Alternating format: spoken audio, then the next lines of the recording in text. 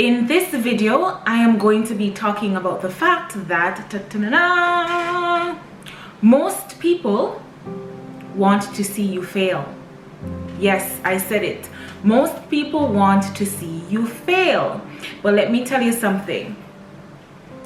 When you come to the realization, when you have it embedded in your brain that most people want to see you fail, then you stop worrying about it. You really do stop worrying about it. Now, how do we go out and do all these things that we want to do and live our dreams when people want to see us fail? And that's one of the fears that I know many of us have.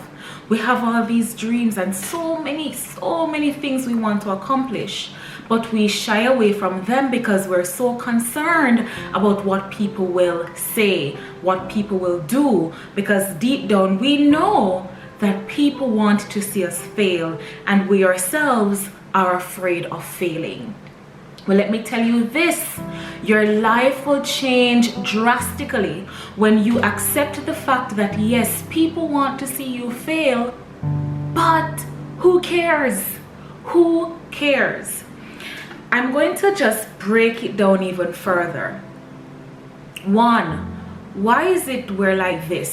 And I say we because I'm sure that at some point you could be the most supportive person, but at some point you might feel that little thing on the inside when you realize that somebody is doing something or somebody encountered some misfortune, and maybe that tiny part of you want to celebrate. Now, if we're being extremely honest, we can say yes, we've experienced that before, especially when you don't really like the person. So when you're the person, you're not friends, and somehow maybe a little slight part of you feel like you want to celebrate and you have to work hard to bury it. And it's interesting to find out that this is a part of human nature, if not biological. I stumbled upon an article some time ago that spoke about a research that some people from the University of Princeton did just to find out why is it people find pleasure in other people's failures. And there's actually a name for it. I wrote it down. It's a German name. I hope I can pronounce it. Schadenfreude or Schadenfreude, something of the sort. I will spell it out on the screen so you can do your own research on it. And it basically means a pleasure derived from someone else's misfortune. So pleasure derived from someone else's misfortune. You can check it out for yourselves.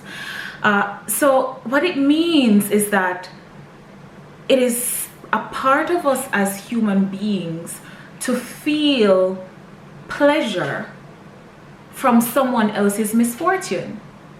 Of course, it's not a good thing. And it doesn't mean that because it's natural, we should embrace it. But look at it this way.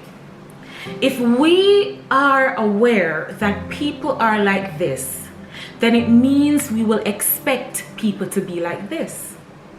You see what I'm getting at? So if we are aware that, yeah, this is just how people are, then it means we will expect them to be this way. There is a reason it's so easy for people, to support other people they don't know personally. We always hear it. It's so easy for people to support other people. They don't know them. They don't live in their own communities. They're not from the same country. It's easy for them to support them. A person will never be celebrated in his own hometown, and it's because of this whole ideology that I've been speaking on. But that shouldn't be your concern. Just go ahead. Just do it. Just do it. Just do it. Even if you fail, it's a valuable lesson to be learned. So overall, or consequently, let us say you have nothing to lose. Nothing to lose. Now, when it comes on to us launching out and taking on the tasks that are necessary to attain or to achieve our goals, we have to expect that people will want to see us fail. And if we accept it, it means we should not be, in a sense, daunted by it. We should not allow it to prevent us from doing what it is that we have to do.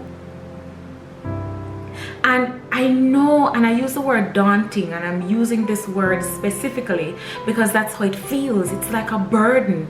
You feel like you want to do something, but you just can't do it because you're so afraid. You are afraid of failing. You are afraid of what other persons will say if, by chance, things don't go according to plan. You get what I'm saying? We can all relate to this. We can all relate to this. But once again, if we know that this is just how people are, let us expect it and let us do what we have to do in spite of. Because chances are, things might just work out really well. We don't always fail. We don't always fail. And even if we do fail, we'll fail once, twice, many times. The law of averages dictates that we will eventually succeed. Do it for the love, we don't do it for the likes. Do it for the love, we don't do it for the likes. It's not about the likes, it's just about life. It's about living. So, what I have to say to you today, we have two choices, one day or day one. For me, I choose day one. I want you to choose day one. Start small, start small, start small. And don't worry about people.